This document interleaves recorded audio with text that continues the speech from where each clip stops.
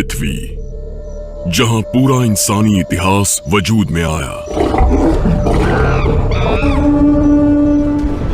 आज हमारे पास जो एक चीज है, ये इंसान के लिए एक छोटा सा कदम है। मौसम बदलने का खतरा। अब तक, लेकिन सिर्फ यही एक जगह नहीं है जिसे हम घर कह सकते हैं। छानबीन करने के लिए मंगल ग्रह एक शानदार जगह है, एक ऐसी जगह जो पृथ्वी के इतने करीब है कि हम वहां पहुंच सकते हैं। कई दशकों से हमने मंगल ग्रह पर जाने का सपना देखा है। अब हम वहां पहुंचने की कगार पर हैं। मेरे ख्याल से अगर हम मंगल पर एक बेस बना लें तो हम दरअसल मंगल पर एक नए जीवन की शुरुआत करेंगे। मंगल ग्रह पर बेस बनाने के लिए हमें रॉकेट इस्तेमाल करने के तरीके में क्रांति लानी होगी। अगर हमें मंगल पर बस्ती बसानी है तो हमें जल्दी से ज्यादा लोग वहां भेजने पड़ेंगे। हमें सीखना होगा कि एक जमे हुए रेगिस्तानी ग्रह पर कैसे रहते हैं, और हमें ऐसे एस्ट्रोनॉट्स चाहिए होंगे जो सब कुछ दांव पर लगा दें। एक तरफा सफर ही असल में इसे मुमकिन बनाता है। क्या हम मंगल को अपना नया घर बना सकते हैं, या हमारी किस्मत का फैसला ब्रह्मांड करेगा?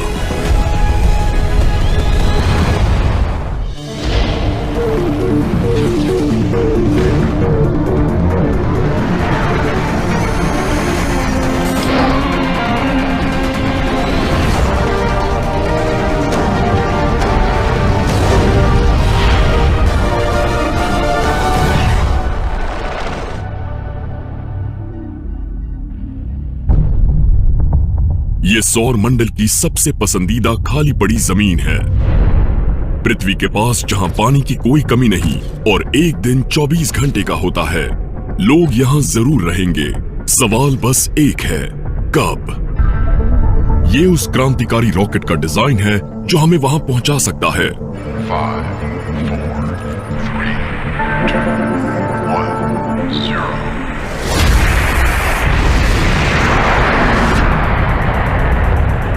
जी हां, उसका इस तरह बीच हवा में रुकना जरूरी है। ये दुनिया के पहले रीयूजेबल रॉकेट की पहली उड़ान है। अगर वो अपनी उड़ान भरने वाली जगह पर वापस उतरने में नाकाम रहा तो मंगल पर जाने का पहला इंसानी अभियान कई साल के लिए टल सकता है।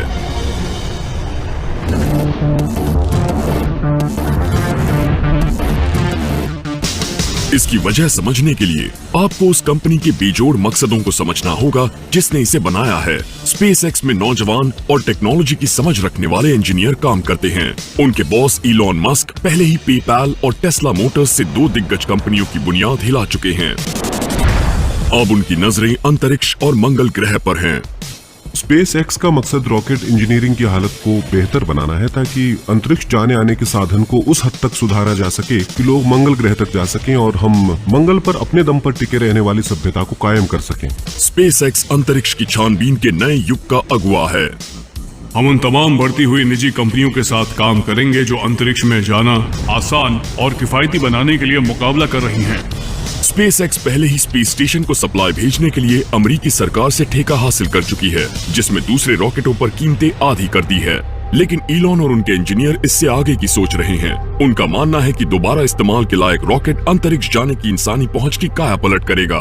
अगर विमान दोबारा इस्तेमाल करने के लायक नहीं होते तो हमें सफर के लिए एक नया विमान खरीदना पड़ता और विमान से सफर करना बेहिसाब महंगा हो जाता। मुझे नहीं लगता कि रॉकेट को दोबारा इस्तेमाल करने की दिक्कत को सुलझाए बिना मंगल ग्रह पर किसी बेस को कायम किया जा सकता है। मंगल पर जाना एक मुश्किल लक्ष्य है क्योंकि वो बहुत दूर है, चांद से 1000 गुना ज्यादा दूर। वहां जाने के लिए एस्ट्रोनॉट को जरूरत पड़ेगी बहुत ज्यादा मात्रा में ईंधन और एक बड़े इंजन की। नासा के उस सैटर्न 5 रॉकेट से भी बड़े रॉकेट की जो 4 दशक पहले अपोलो के एस्ट्रोनॉट को चांद पर ले गया था। मंगल दूर है, इसीलिए हमें ज्यादा साजो सामान ले जाना पड़ेगा और उस सबसे मास बढ़ जाएगा और फिर उसके लिए और बड़े रॉकेट की जरूरत पड़ेगी ताकि वो उस मास को वहां ले जा सके जहां आप जा रहे हैं। नासा का लक्ष्य इतना वजन उठाने का है जो मंगल के क्यूरियोसिटी रोवर से 13 गुना भारी है। एक मानव युक्त मंगल स्पेसक्राफ्ट एक सेमी ट्रक जितना बड़ा होगा। उस वजन को ले जाने लायक दमदार रॉकेट के नासा के डिजाइन को कहते हैं स्पेस लॉन्च सिस्टम या SLS। SLS 384 फुट ऊंचा होगा, स्टैच्यू ऑफ लिबर्टी से भी ऊंचा। वो 4,17,000 किलो थ्रस्ट देगा जो 140 टन के स्पेसक्राफ्ट को उड़ाने के लिए काफी होगा। मिसिसिपी के स्टेनस स्पेस सेंटर में गैरी बेंटन उसके एक नए इंजन को टेस्ट कर रहे हैं, यानी J2X को। टेस्ट का दिन मुझे हमेशा से पसंद है क्योंकि इस दिन हमारी सारी मेहनत का फल मिलता है। हमने इस फैसिलिटी को तैयार करने और दूसरे पुर्जों को टेस्ट करने में कई साल लगाए, उस मुकाम तक पहुंचने में जहां हम इन इंजनों को टेस्ट कर रहे हैं। SLS उस सिस्टम का बड़ा अवतार है जिसने स्पेस शटल छोड़ा था। उसका शुरुआती चरण असल में एक जैसा है। जब रॉकेट लॉन्च पैड से उठता है तो उसके कोर स्टेज के इंजन जलते हैं और वो रॉकेट को करीब 1 लाख फुट ऊपर ले जाते हैं। लेकिन SLS में एक ऐसी खूबी है जो शटल लॉन्च में नहीं होती। इसमें अपर स्टेज के इंजनों का एक सेट है, वहीं J2X का काम शुरू होता है। SLS दरअसल शटल से ज्यादा शक्तिशाली है क्योंकि उसमें एक ऊपरी चरण है और वो पृथ्वी के निचले कक्ष से बाहर जा सकता है, जबकि शटल सिर्फ कक्ष तक जा सकता है। अपोलो मिशन के बाद नासा ने पृथ्वी के कक्ष से बाहर इंसान को नहीं भेजा है। SLS और J2X ऐसा कर सकते हैं और उससे भी कहीं ज्यादा। J2 उन अपोलो की उड़ानों के ऊपरी चरण को चलाने के लिए इस्तेमाल किया गया था जो चांद पर गई थी, और ये J2X उस इंजन का ज्यादा शक्तिशाली अवतार है। ये कक्ष में पहुंचने के बाद फिर से स्टार्ट हो सकता है, इसलिए ये ज्यादा वजन या दल को मंगल तक ले जा सकता है। महीनों की कोशिशों और तैयारियों के बाद अगर आज सब कुछ सही रहा तो ये J2X इंजन का आखिरी टेस्ट होगा। मुझे यही उम्मीद है कि ये बहुत कामयाब टेस्ट होगा और मैं ये देखने के लिए बेताब हूँ कि आज इंजन क्या करेंगे। हम उसे लोअर पावर लेवल या इस स्तर पर उतने लंबे समय के लिए चला रहे हैं जितना पहले कभी नहीं चलाया। ये टेस्ट 125 सेकंड तक चलेगा। पहली दिक्कत ये है कि इंजन को पूरे 125 सेकंड तक काम करना होगा।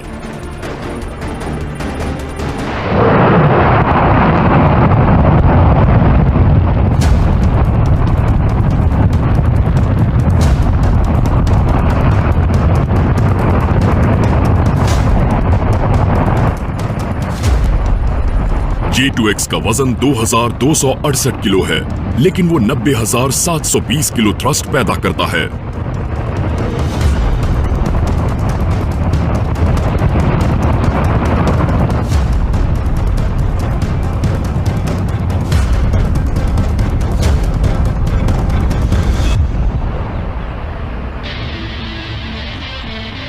इंजन पूरे समय चला, 2 मिनट 5 सेकंड तक, जैसा सोचा था। देखने और सुनने के बाद लगता है सब कुछ बढ़िया रहा। आज नासा अपने SLS और ऐसे रॉकेट को पूरा करने के एक कदम करीब पहुंच गया है जो एस्ट्रोनॉट को मंगल पर भेज सकता है। पूरा होने के बाद SLS पृथ्वी पर सबसे बड़ा और सबसे शक्तिशाली रॉकेट होगा, लेकिन वो सबसे महंगा भी होगा।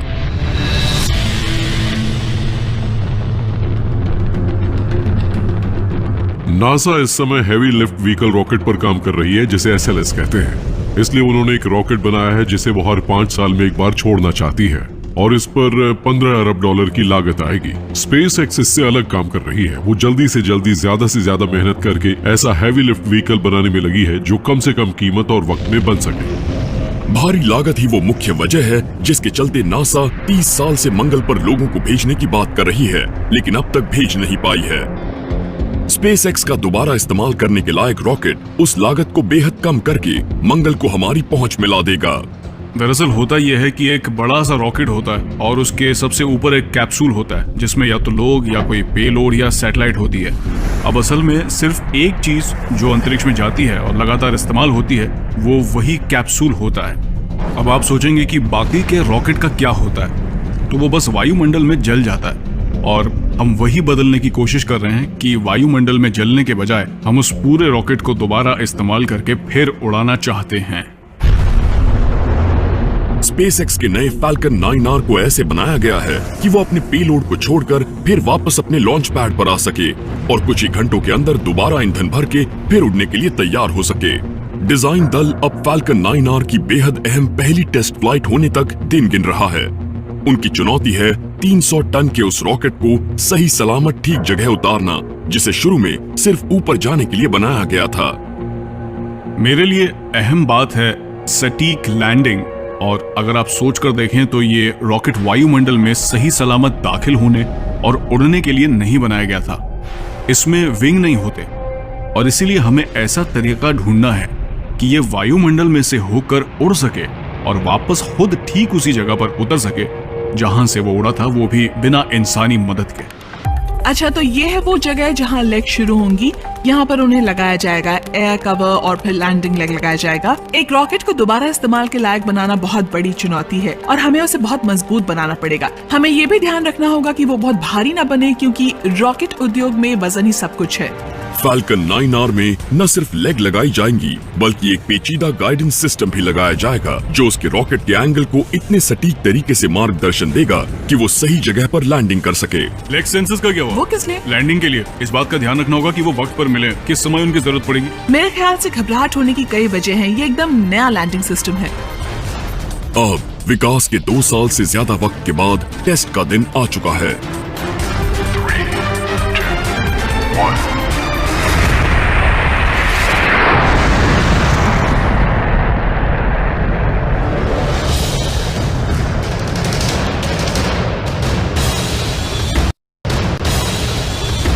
रॉकेट इंजीनियरिंग के इतिहास में पहली बार उड़ान भरना तो आसान है, लेकिन मंगल पर हमारा भविष्य इस बात पर टिका है कि क्या फाल्कन ठीक उसी जगह पर उतर सकता है जहां से वो उड़ा था। फाल्कन 9 रॉकेट एक गगनचुंबी इमारत जितना बड़ा है। उसमें रॉकेट ईंधन भरा हुआ है और हम टेक्सास के बीचों बीच हैं। और वो मैं हूँ जिसकी उंगली प्लीज अब नीचे आओ या प्लीज जो कर रहे हो उसे रोक दो वाले बटन पर तो डर लगता है।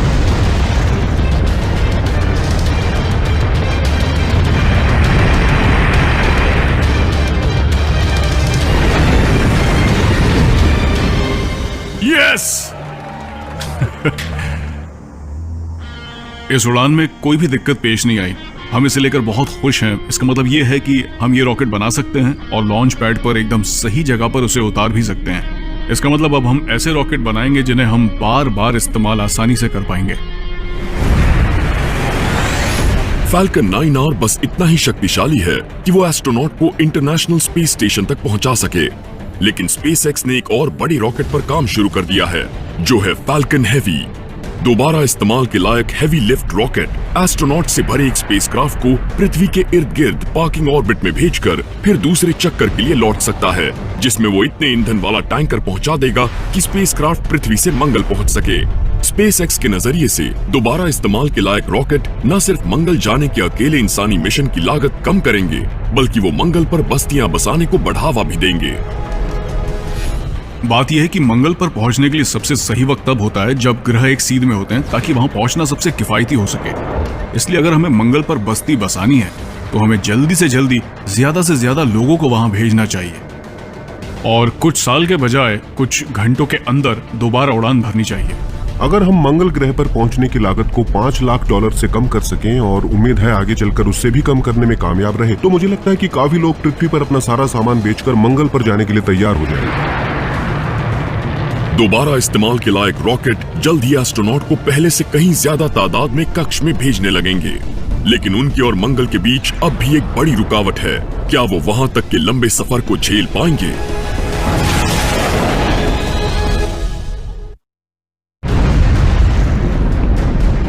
अंतरिक्षीय इंजीनियरों की एक नई पीढ़ी दोबारा इस्तेमाल के लायक रॉकेट बना रही है, जो अंतरिक्ष में जाने के हमारी तरीके की काया पलट कर देंगे। जल्द ही वो मंगल पर मानव सहित स्पेसक्राफ्ट भेजने लगेंगे, लेकिन क्या एस्ट्रोनॉट इस सफर को तय करने लायक मजबूत हैं? उनके कैप्सूल को, जिसमें एक छोटी गाड़ी से ज्यादा जगह नहीं होती, सौर मंडल के इर्द गिर्द एक लंबा चक्कर लगाना होगा, जो धीरे धीरे कक्ष से निकलकर मंगल की तरफ बढ़ेगा।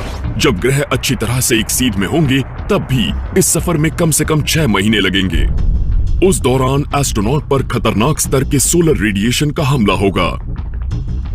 पृथ्वी की सतह पर हम पृथ्वी के वायुमंडल से अंतरिक्ष के रेडिएशन से सुरक्षित रहते हैं। जब आप पृथ्वी से बाहर जाते हैं तो आपको कोई सुरक्षा नहीं मिलती। फिलहाल अगर हम एक दल को मंगल पर भेजें और वापस लाएं, तो उन्हें उससे कहीं ज्यादा रेडिएशन की मार झेलनी पड़ेगी जितनी हम अपने एस्ट्रोनॉट को सहने देते हैं। और शून्य गुरुत्वाकर्षण में लगातार महीनों बिताने से दूसरी शारीरिक दिक्कतें हो जाती हैं। हड्डियों को नुकसान, मांसपेशियों को नुकसान और दिमाग के आसपास मौजूद फ्लूइड में बदलाव होने से उनकी आंख की पुतलियों का आकार बिगड़ सकता है, जिससे धुंधला नजर आने लगेगा। लेकिन मंगल तक के लंबे सफर का एक और जोखिम भी है। वो किसी भी मिशन के लिए सबसे बड़ा खतरा हो सकता है। अपने पूरे सफर में एस्ट्रोनॉट न कभी अपने तंग क्वार्टरों से बाहर कदम रखेंगे और न कभी एक पल अकेले रहेंगे। अच्छा तो रेचल, मैं चाहता हूं कि आप एक बढ़िया सी खिली हुई मुस्कान दें। बहुत खूब, ठीक है, बस इतना काफी है। यूनिवर्सिटी ऑफ पेंसिल्वेनिया में डॉक्टर डेविड डिंजिस एस्ट्रोनॉट की दिमागी हालत पर लंबे समय तक कैद रहने के असर का अध्ययन करते हैं। और अब आप कुछ बुरा सोचना शुरू कीजिए। बर्ताव की दिक्कतें बेकाबू हो जाने से पहले उनका पता लगाने की टेक्नोलॉजी पर वो काम कर रहे हैं।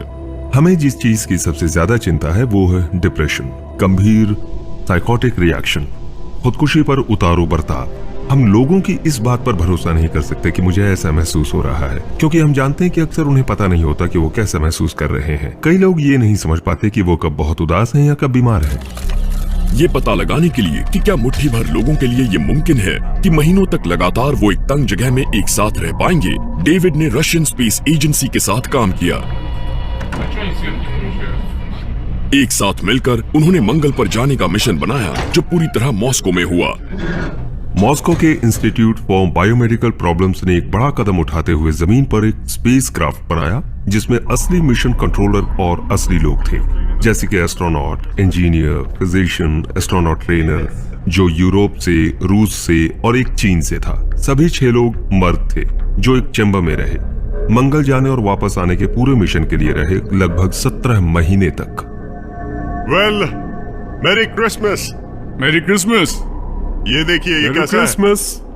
मेरी क्रिसमस।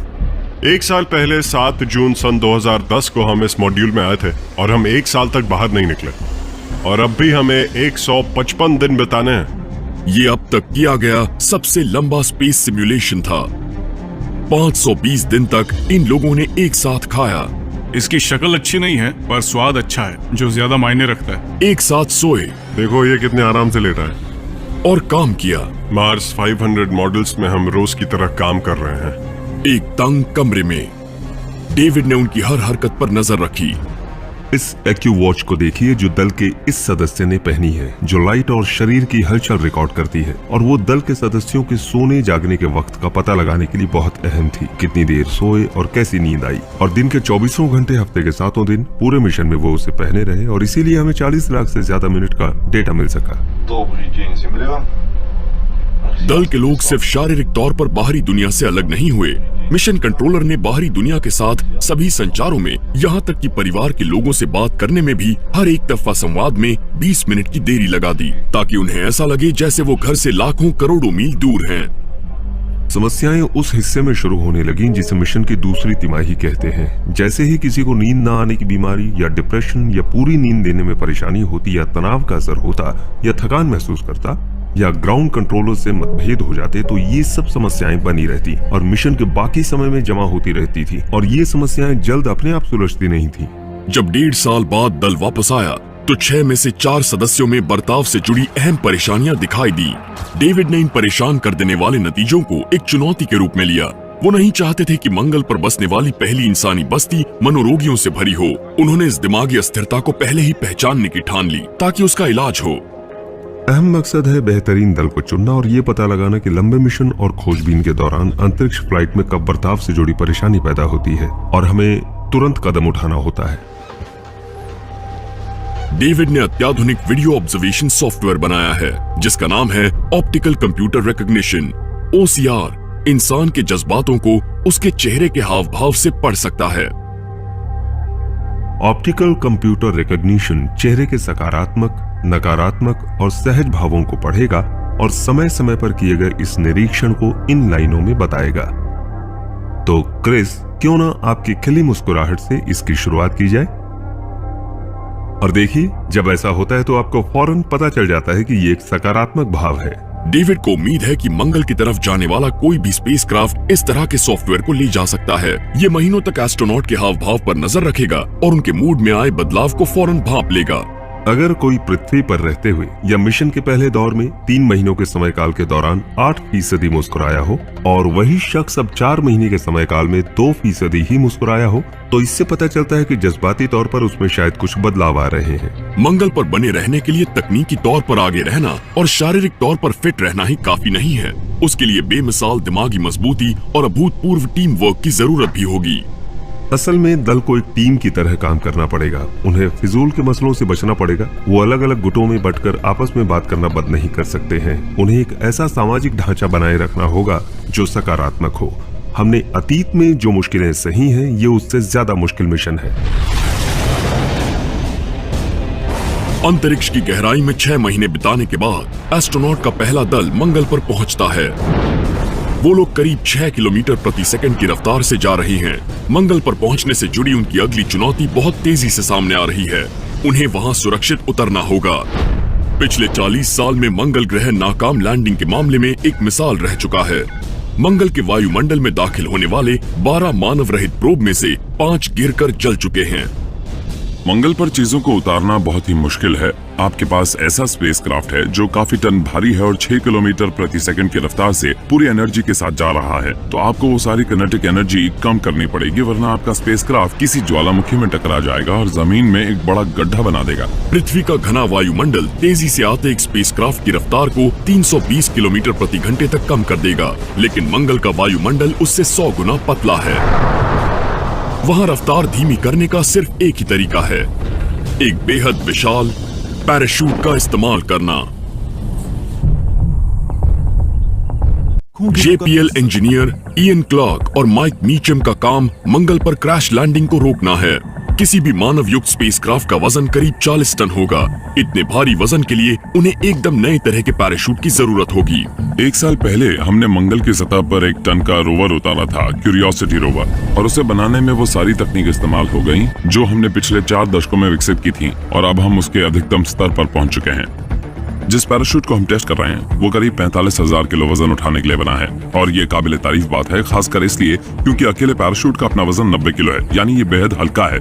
ये उन चीजों से बना है जिससे आप अपना कैंपिंग टेंट बनाते हैं, यानी मुख्य तौर पर नायलॉन, जिसमें थोड़ा वैसा केबलर होता है जिससे हम बुलेट प्रूफ जैकेट बनाते हैं। माइक इस दल के जिद्दी वैज्ञानिक माने जाते हैं। उनका काम ये पता लगाना है कि ऐसा पैराशूट कैसे बनाएं और टेस्ट करें जो सुपरसोनिक रफ्तार पर भी टूटकर अलग ना हो। जिस पैराशूट का हम टेस्ट करने जा रहे हैं वो इतना बड़ा है कि मौजूदा कोई भी विंड टनल उसे पकड़ कर नहीं रख सकती। वो इतनी बड़ी नहीं है। तो हमने उस हर संभावित उपाय पर गौर करना शुरू किया जिसकी मदद से हम मंगल पर उतरने वाले पैराशूट का टेस्ट कर सकें, और उसके लिए हम हर मुमकिन कोशिश कर रहे हैं। फिर उन लोगों ने जो करने का सोचा उसमें शामिल है एक Night Hawk military helicopter, 4 mark 70 missile rocket engine, 4000 foot लंबी रस्सी और 30 लोगों का सहायक दल। सबसे पहले हेलीकॉप्टर 90 किलो के उस पैराशूट को उठाता है जिसके पीछे एक लंबी रस्सी लटक रही है। फिर 4100 फुट की ऊंचाई पर जाकर हेलीकॉप्टर पैराशूट को छोड़ देता है और पैराशूट खुल जाता है। रस्सी के सिरे पर हार्डवेयर का एक टुकड़ा लगा है जिसे बुलेट कहते हैं, जिसे रॉकेट से चलने वाली उस स्लेड के आखिर में लगी बड़ी फनल में गिरना होगा। जैसे ही बुलेट उस फनल में गिरती है वो रॉकेट स्लेड को दाग देती है और वैसी सुपरसोनिक रफ्तार पैदा होती है जो रफ्तार पैराशूट मंगल पर सहेगा। इयन और माइक इस टेस्ट को पहले भी एक बार मैकेनिक्स की जांच के लिए प्रोटोटाइप पैराशूट की मदद से कर चुके हैं।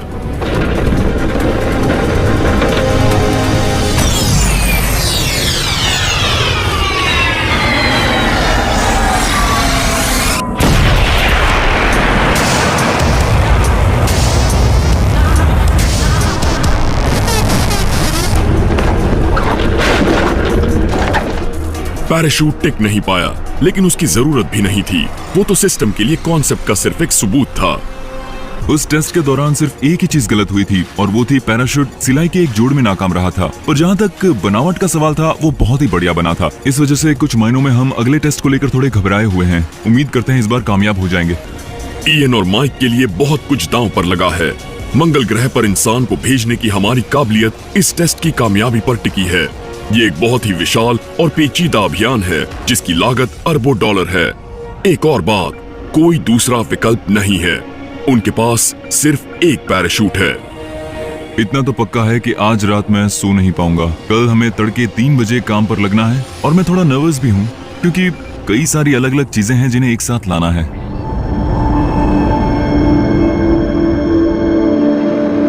कंपकपाती ठंड और तड़के जल्दी उठने के बावजूद दल कुछ ही घंटों में तैयार होने के लिए एड़ी चोटी का जोर लगा रहा है। शरीर में बिजली सी दौड़ रही है, कई सारी चीजें करनी है, इसलिए सब कुछ याद रखना है, लिस्ट के हिसाब से करना है। अगर हवा तेज होगी तो जब हेलीकॉप्टर पैराशूट को छोड़ेगा और पैराशूट खुलना शुरू होगा तो तेज हवा उसे बहाकर दूर ले जाएगी और उसे वापस जमीन तक खींचकर लाने की हमारी ताकत पर असर पड़ेगा, जिस वजह से हम ये टेस्ट सुरक्षित तरह से नहीं कर पाएंगे। इयन पैराशूट पर नजर रखते हैं और माइक उससे जुड़ी तकरीबन 1220 मीटर लंबी रस्सी की जांच करते हैं। उसके मुकाबले में कुछ ज्यादा ही बेफिक्र हूँ, लेकिन समय करीब आ रहा है इसलिए मैं थोड़ा घबराया हुआ हूँ, थोड़ा जोश में भी हूँ। और ये पूरा अभियान, ये पूरा इंफ्रास्ट्रक्चर, वो सारी चीजें जिसकी तैयारी हम पिछले 1 साल से कर रहे हैं, वो सब इस बात से जुड़ी हैं कि क्या ये पैराशूट इतना मजबूत है कि उस एरोडायनामिक वजन को झेल सकेगा जो मंगल पर काम करने के लिए जरूरी है। हम सब उम्मीद करते हैं कि कामयाब होंगे।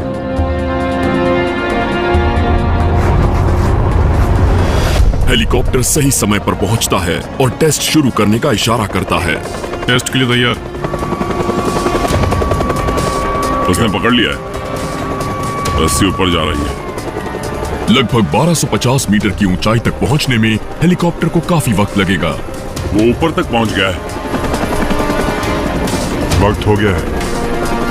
3, 2, 1, छोड़ो, छोड़ो। उसने छोड़ दिया है। हो गया।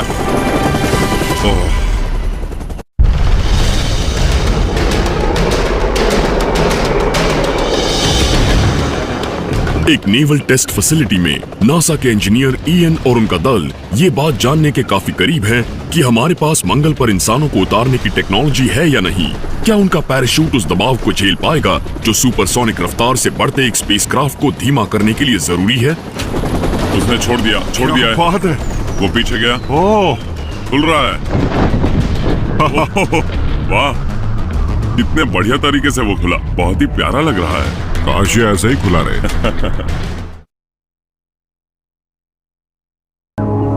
पृथ्वी पर मौसम का अनुमान लगा पाना उतना मुश्किल नहीं है जितना मुश्किल मंगल पर है।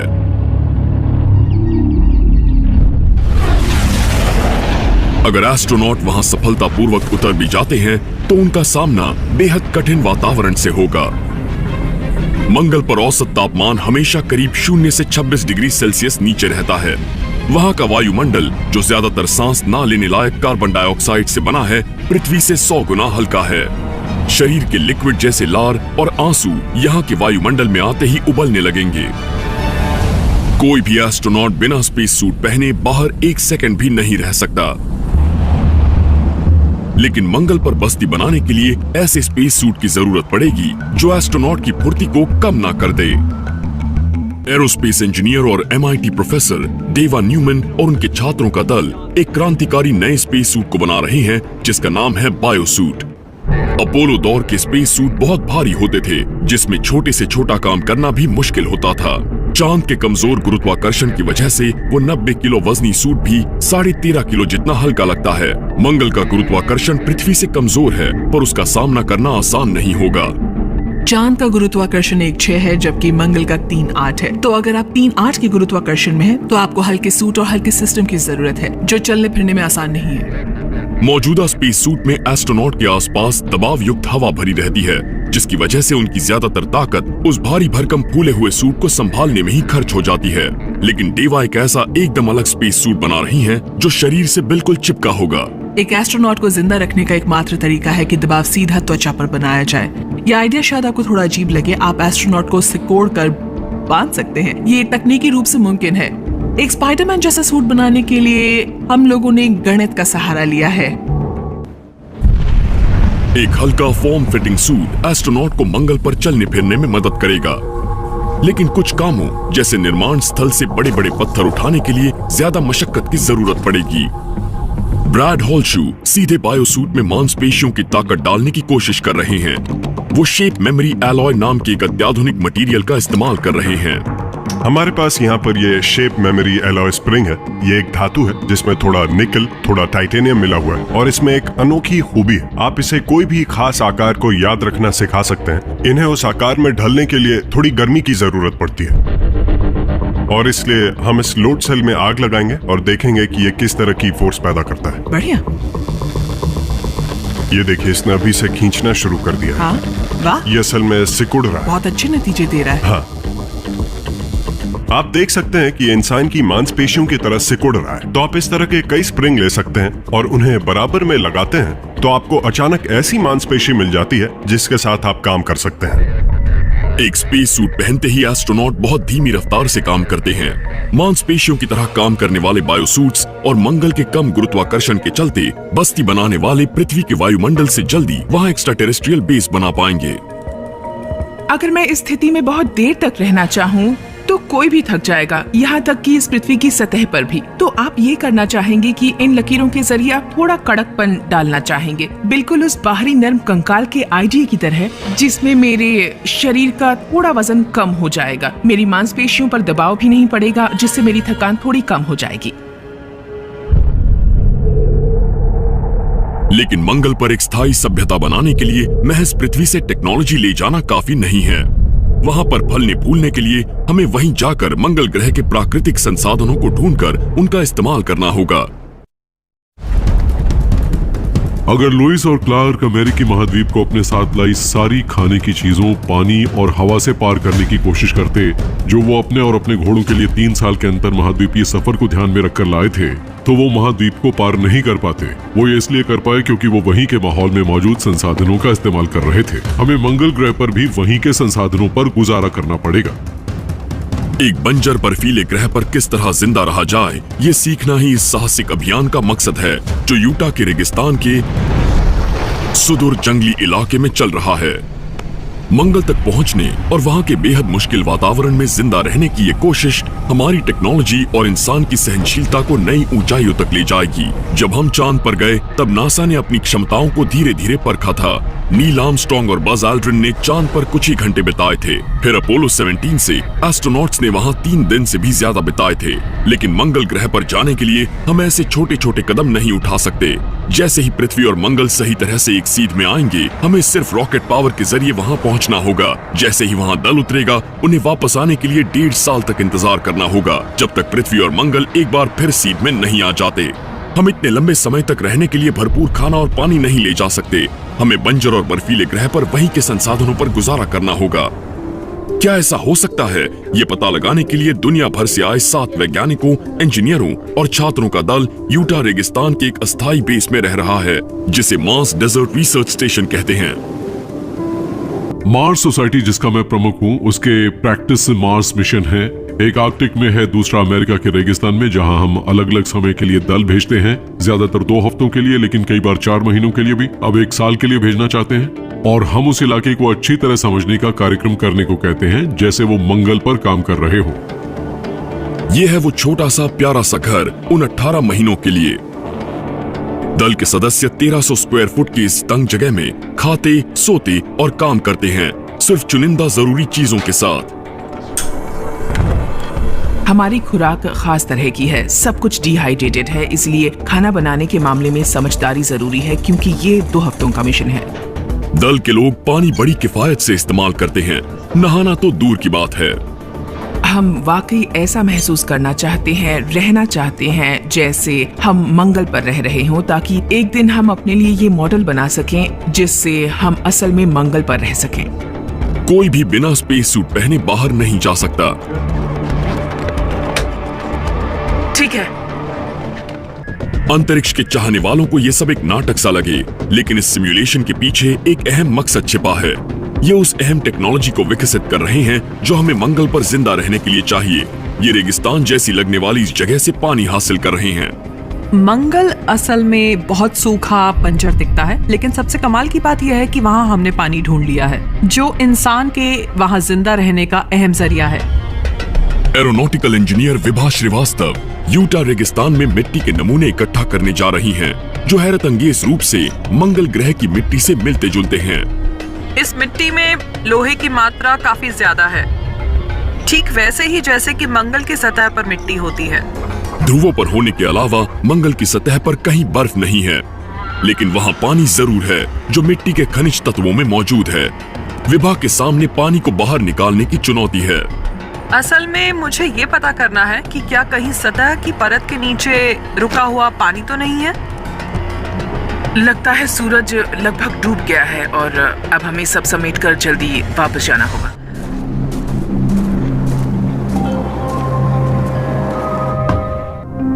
मंगल पर जीने के लिए सभी जरूरी संसाधन मौजूद हैं और इसलिए टेक्नोलॉजिकल सभ्यता भी मौजूद है। और अगर हम अपने समय में मंगल पर जा सकें और वो पहला छोटा कदम रख सकें, वो पहली छोटी चट्टान मंगल पर रख सकें, तो अब से शायद 500 साल बाद वहां पर मानव सभ्यता की एक बिल्कुल नई शाखा, शायद कई शाखाएं हमें नजर आएंगी। लेकिन ये पहले कॉलोनिस्ट एक और चुनौती का सामना करेंगे और ये सभी चुनौतियों में सबसे मुश्किल होगी। मंगल की उनकी यात्रा एक तरफा हो सकती है। मंगल मिशन की मुश्किल है वापस आने के लिए जरूरी ईंधन और रसद। मंगल पर पहुंचने के लिए हर 1 किलो ईंधन के एवज में आपको 15, 20 या 30 किलो का प्रोपेलेंट पृथ्वी से भेजना पड़ता है, सिर्फ उस प्रोपेलेंट को मंगल तक पहुंचाने के लिए, ताकि वो आपको वापस ला सके। अगर आज हम मंगल पर नहीं पहुंचे हैं, तो उसकी यही सबसे बड़ी वजह है। वो टेक्नोलॉजी जिससे वापसी की यात्रा संभव हो सके, उसे विकसित होने में अभी कई साल लगेंगे। अगर आपको वापस लौट के ना आना पड़े तो ये और भी आसान हो जाता और इस तरह अचानक पूरा मिशन संभव हो जाता है। लेकिन अब आपको ऐसे लोग चाहिए जो अपनी बाकी की जिंदगी उन छोटे से बंद केबिन में गुजारने को तैयार हो, वो भी उस वातावरण में जहां बाहर निकलते ही 3 सेकंड में उनकी मौत हो जाएगी। माने या ना माने, लोग ऐसा करने के लिए अपना नाम दर्ज करवा रहे हैं और एक उद्यमी का दावा है कि वो लोगों को बाकी किसी से भी जल्दी वहाँ पहुँचा सकते हैं। बहुत सारी वजहों के चलते मैं मंगल पर जाना चाहती हूँ। हम ऐसी टेक्नोलॉजी हासिल करने के करीब हैं जिससे हम मंगल पर पहुंच जाएंगे और वहां मानव बस्ती बनाना शुरू कर देंगे। लेकिन नासा और स्पेसएक्स की इंसानों को मंगल तक पहुंचाने की योजना में कम से कम 2 दशक लगेंगे, क्योंकि वो एक पहेली का जवाब अब भी ढूंढ नहीं पाए हैं।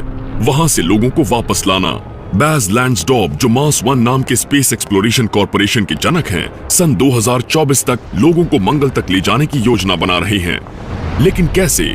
असल में वो लोगों को वापसी यात्रा का विकल्प नहीं देंगे। मार्स 1 एक मिशन के तहत स्थायी करार कर रहा है, सिर्फ एक तरफा यात्रा का, क्योंकि सिर्फ एक तरफा यात्रा से ही ये मुमकिन हो सकेगा। बैज ने ये जान लिया था कि अपनी जिंदगी में मंगल पर इंसानी बस्तियां बनाने के लिए वहां से पृथ्वी पर वापसी की यात्रा से जुड़ी परेशानियों को दरकिनार करना होगा। इंसान को भविष्य में बहुत जल्द मंगल पर भेजने के लिए स्थायी तौर पर वहां भेजने जैसे करार से बढ़कर और कोई रास्ता नहीं है, क्योंकि वापसी यात्रा के मिशन में काफी जटिलताएं हैं। अगर मंगल पर वापसी यात्रा के लिए कोई रॉकेट खड़ा भी होता, तब भी मैं स्थायी तौर पर वहीं रहने वाला मिशन चलाता, क्योंकि अगर आप मंगल पर ही बस जाते हैं तो ये सचमुच मानव जगत के लिए एक मील का पत्थर साबित होगा। मार्स 1 लॉकहीड मार्टिन के साथ मिलकर एक तरफा यात्रा वाला स्पेसक्राफ्ट बना रहे हैं, लेकिन इसमें और भी बड़ी चुनौती है। भला कौन ऐसा जांबाज होगा जो अपनी मर्जी से अपनी बाकी जिंदगी अंतरिक्ष के जहरीले ग्रह पर एक बेहद तंग जगह में बिताने को तैयार होगा? मैं मंगल ग्रह पर जाना चाहता हूँ, क्योंकि पता नहीं कब से ये मेरा एक सपना रहा है। मैंने विज्ञान और इंजीनियरिंग दोनों में बहुत पढ़ाई की है। क्योंकि मुझे मजाक पसंद है। मैं वादा करती हूँ कि मैं मंगल पर सबसे ज्यादा मजाकिया लड़की होंगी। हाँ, अगर आपने किसी टॉप कॉमेडियन को वहाँ बुला लिया तो मेरा नंबर दूसरा होगा। मैं वहाँ डांस करना चाहती हूँ। मैं वॉलीबॉल खेलता हूँ, स्नोबोर्ड, स्कूबा डाइव करता हूँ। हम ऐसे लोगों को ढूंढ रहे हैं जिनकी मानसिकता अच्छी हो और जाहिर है उनकी सेहत अच्छी होनी चाहिए, वो स्मार्ट होने चाहिए, क्योंकि हम उन्हें कई नए हुनर सिखाएंगे। बैज मंगल पर फिल्माए दृश्यों पर आधारित एक रियलिटी टीवी शो के प्रसारण अधिकार बेचकर इस ट्रिप के लिए पैसे जुटाने की योजना बना रहे हैं। उनके पास अभी से लगभग 2 लाख लोगों की अर्जियां आ चुकी हैं और वो उनमें से 24 फाइनलिस्ट को चुनने में लगे हैं। मीड मकॉमिक को अभी एक सेमीफाइनलिस्ट चुना गया है। मैंने अभी California institute of the art से ग्रेजुएशन किया है। क्या अपने परिवार से आपका संपर्क रहता है?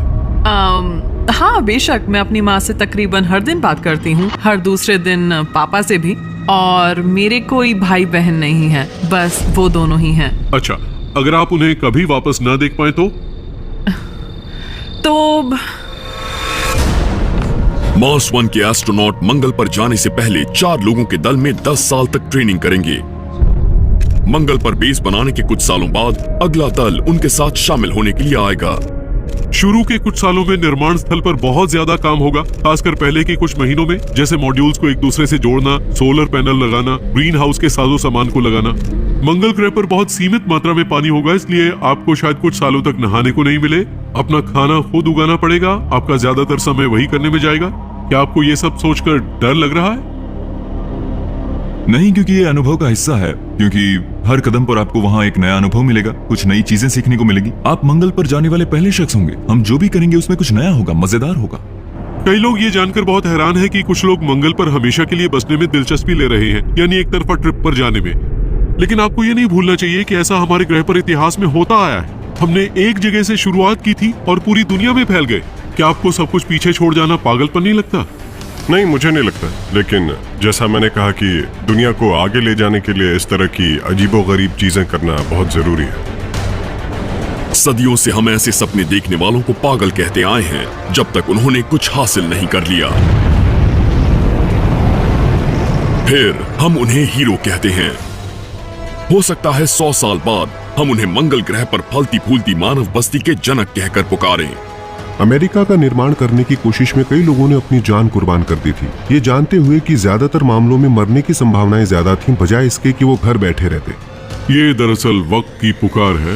मेरा मतलब है इस वक्त को हमेशा याद रखा जाएगा, क्योंकि ये पहली बार होगा जब हम एक दूसरी दुनिया की तरफ कदम बढ़ाएंगे, और मुझे यकीन है कि हम जरूर बढ़ाएंगे। हमारे सामने बहुत जोखिम और टेक्नोलॉजी से जुड़ी रुकावटें हैं, लेकिन कुछ भी हमें मंगल तक जाने से नहीं रोक पाएगा।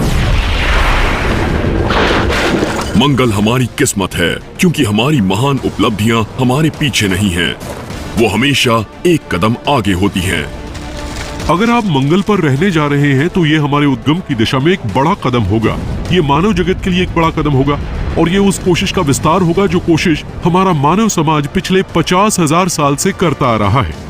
मंगल ग्रह पर पहला कदम रखने वाला इंसान आज जिंदा है। क्या वो आपका भाई है? क्या वो आपका कोई कजिन है? या क्या वो आप खुद हैं?